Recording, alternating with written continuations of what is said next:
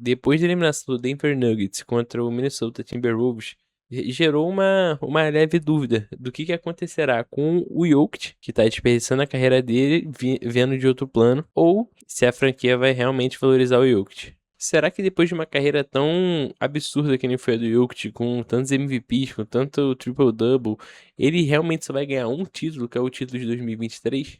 Cara, pra mim, basicamente, todo ano o Denver Nuggets era favorito ao título. Era Denver Nuggets, o KC.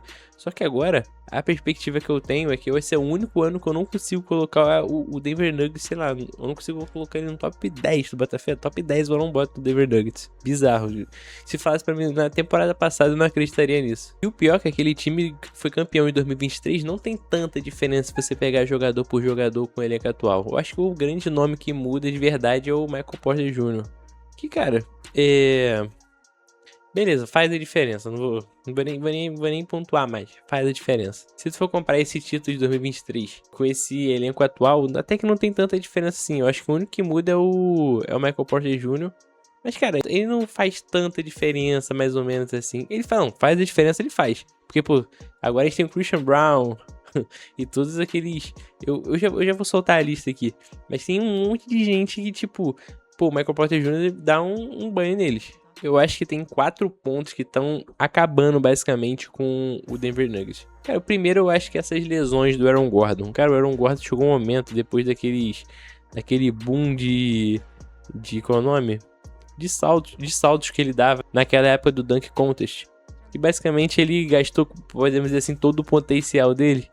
Ele, cara, depois daquela época, ele começou a ter muita lesão, é bizarro. Começou a ter muita lesão.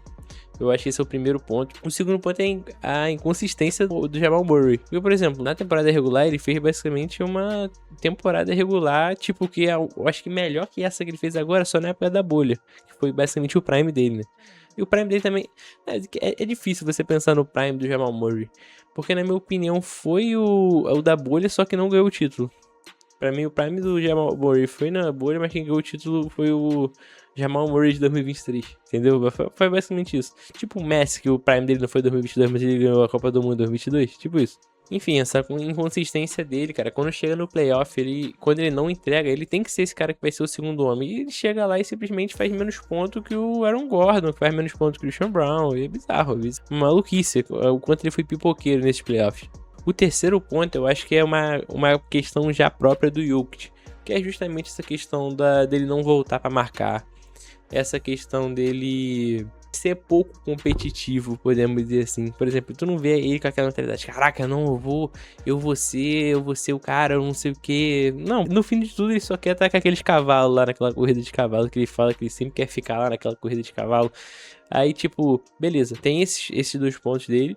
Ainda tem também o fator corpo dele. O corpo dele basicamente não aguenta muito as coisas, tipo, as coisas que ele quer fazer. Parece que ele sabe as coisas que são pra fazer, só que ele não consegue botar em prática. Por exemplo, quando ele vai contra o Chet Holmgren, aí muitas vezes ele perde pro Chet Holmgren por causa do corpo. E olha que o Chet é muito magro. Perde pro Wemby, que na teoria também é muito magro. Agora, ainda, né? Ainda.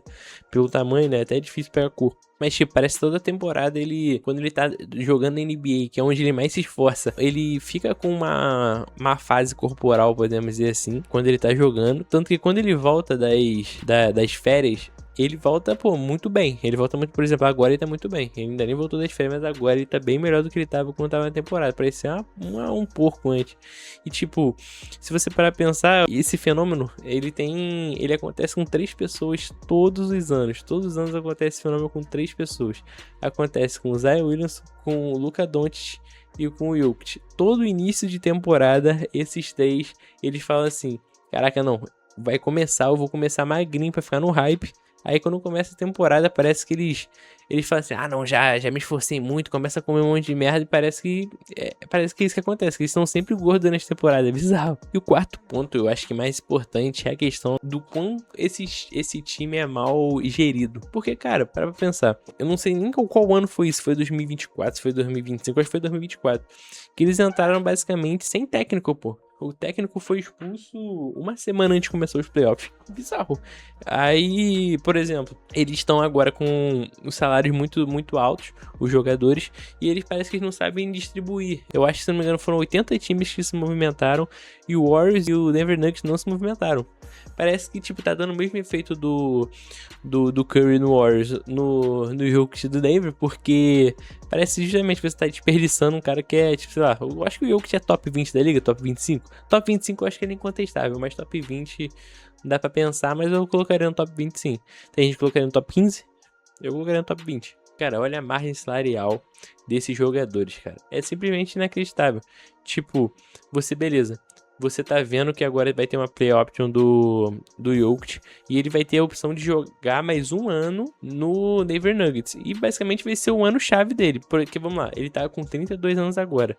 Se ele escolher não jogar nessa próxima temporada, tipo, não, se ele. Não, nem isso. Se o time dele não jogar. Tipo, se o Jamal Murray pipocar, se o Aaron Gordon ficar lesionado, se o Chris Brown for um nulo, se a gerência não ligar justamente pro Jokic, assim como não tá ligando agora, de não fazer transferência, de não fazer movimentação, das duas uma. Ou o Jokic vira realmente o GM, o cara que vai gerir todo mundo ali, que nem o LeBron faz, ou ele vai sair.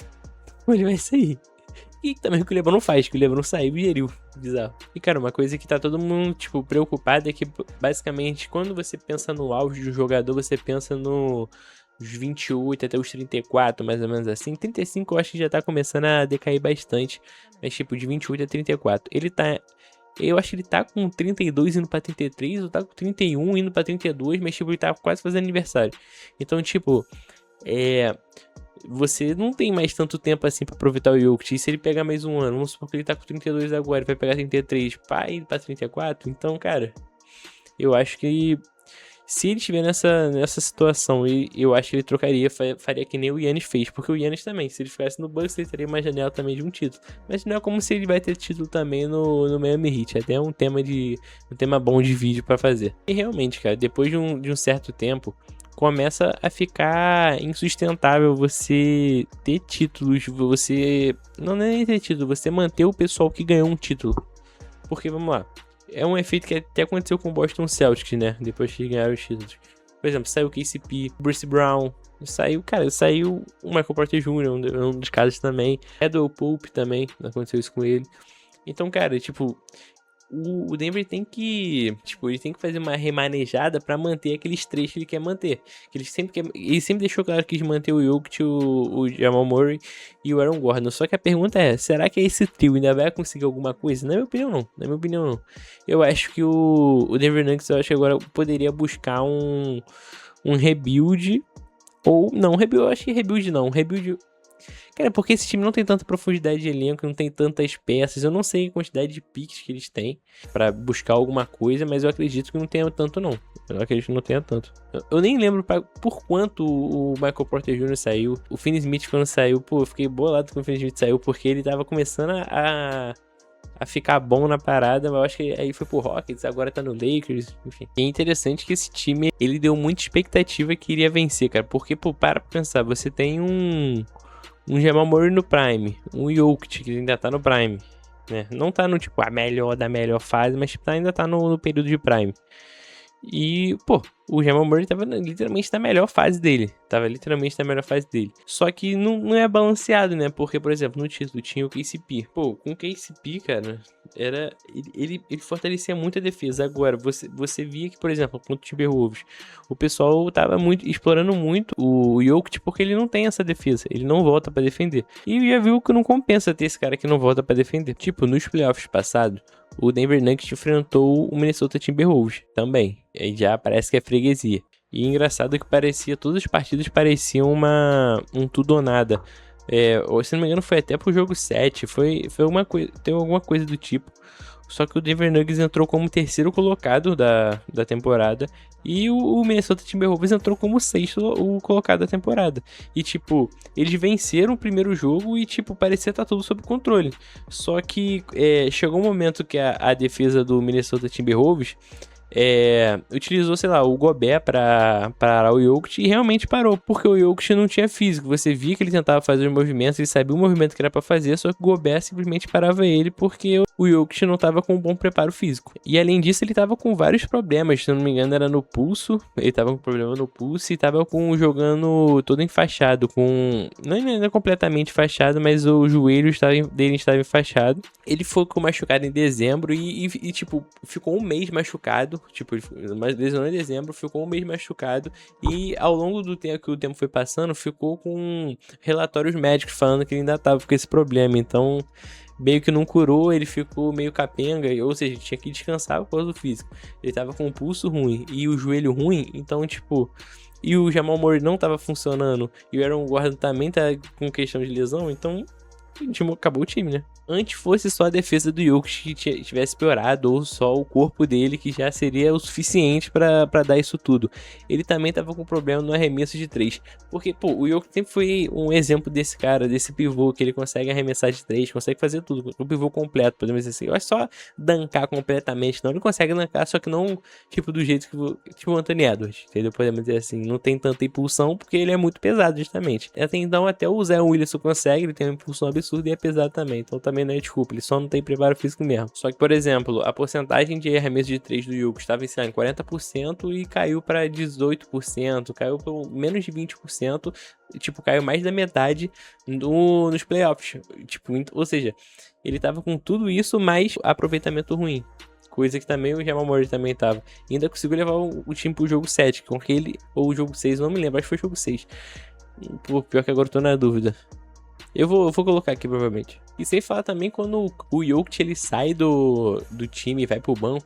Cara, tirando o Jamal Murray, que não tem essa dependência, cara, o time todo parece que, sei lá, vamos botar o Jamal Murray ali. Joga a bola pro Jamal Murray e se vira, porque parece que eles têm essa dependência do Jokic de ter esse passe gênio, de ter todo esse... toda essa defesa que ele puxa só por estar ali, entendeu? Então, mesmo assim, somando todas essas coisas, o downgrade que o time teve, sei lá, o Michael Malone saindo do time. Em contrapartida, os times do Oeste também ficaram mais fortes. Tu vê que ele não tá mais competitivo contra um, sei lá, um Spurs, contra um OKC, sei lá, qualquer time que, tipo, tá nessa prateleira de cima. Eu acho que, se fosse pra ranquear prateleiras, o Denver Nuggets agora estaria na terceira prateleira do Oeste. Cara, e é muito difícil você ter um elenco barato no Denver, porque, pô, pouquíssimas pessoas querem jogar em Denver.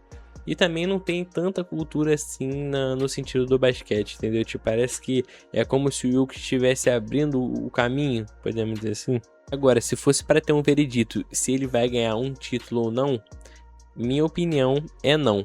Por quê? Vou colocar dois cenários aqui. Primeiro cenário, o Jokic vai para outro time. O time que vai trocar o Jokic com o Denver Nuggets vai, pô, dar a vida. Por exemplo, esse caso do Giannis. Já deram o Tyler Hero, deram um monte de gente que seria fundamental para funcionar aquele Miami Heat.